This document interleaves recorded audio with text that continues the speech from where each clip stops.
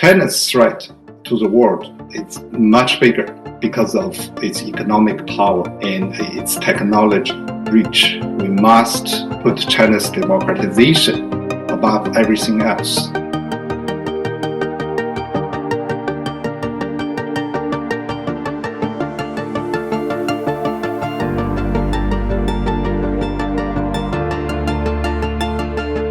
Hello, I'm Sharon Hom, and the Executive Director of Human Rights in China. To mark the 33rd anniversary of the June 4th crackdown on the 1989 democracy movement in China, HRIC is conducting a series of short interviews to reflect on that historic time and to remember, and also to look ahead and ask what can be done. I am very pleased to welcome Zhou Fengsuo to launch this conversation. Can you briefly introduce the exhibition in terms of its main contents and what your main purpose is for organizing it? So the exhibition is a result of years of the work of myself, Humanitarian China. We all share this commitment to preserve the history, the truth, because we believe it's important for China's future. And that's why we have this exhibition today, and I'm really honored to have it in my own home gallery, a space that can be a public space for sharing.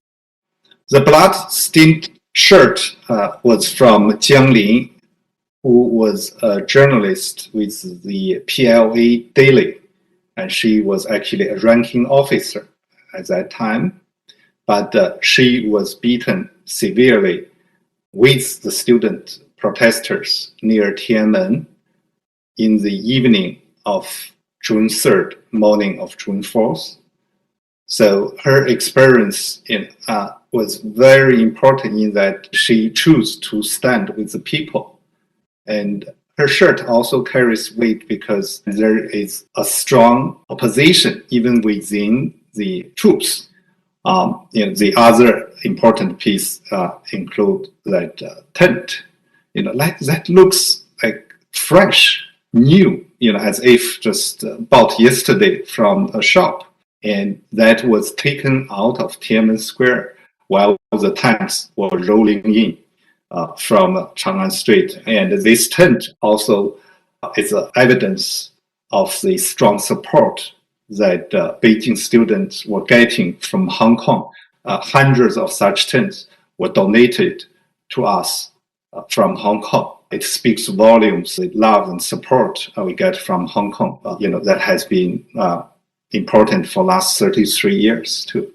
Can you describe the Shenzhen University flag, what it reflects, and what does it continue to embody? Right, I was really in tears when I look at the flags for the first time. This official flag from the university was taken to Tiananmen Square, and 92 signatures were collected, and the words people left on the flag, they bring like the taste of freedom on Tiananmen Square to me. One said, "Welcome to protesters from far away, all over the country.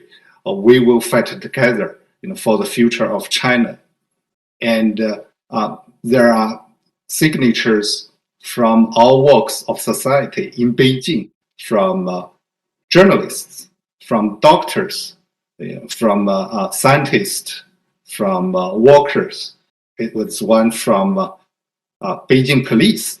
And it said very clearly, Beijing police salute the student protesters on Tiananmen Square.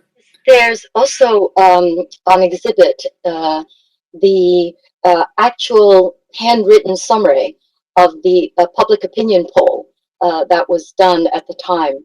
Right. I think that poll is one of the most underappreciated pieces of work. Historical evidence, a comprehensive survey of more than 800 people from different areas of Beijing, from different social standing. So far, I believe this is probably the only one that's left. And the survey was done very early. This was done in early May. One question people were asked whether you would support or be sympathetic to a student. I think overall 95% say yes. And perhaps you can talk about Sarah Yu's installation piece. I really love the piece of Sarah Yu. It's newspapers bundled together, nailed like a coffin. This government is using all its power, this brutal force.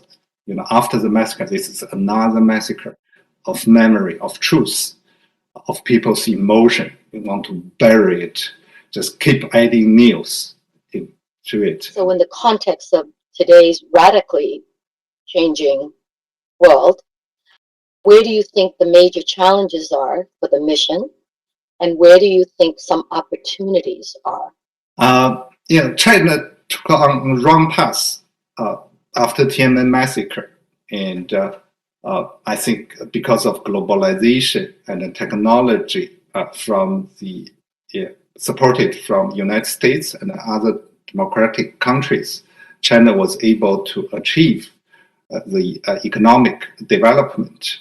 But on the other hand, as a result of the massacre, the freedom in China, press freedom, human rights, going downhill from there. And it just surprises us now every day how much worse it can get.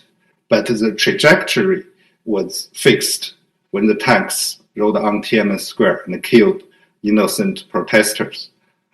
And such a regime was tolerated and in a way appeased and helped by democratic countries. So today, if we look, we are looking at the Ukrainian war that's started by a former communist country run by a dictator. And that's where China is now. But China's threat to the world is much bigger just because of its economic power and its technology reach. And the way to fight back is to confront it. We must put China's democratization above everything else when we look at China. And that's why the Tiananmen legacy is so important today. We cannot avoid this issue, China's democratization, the freedom of China.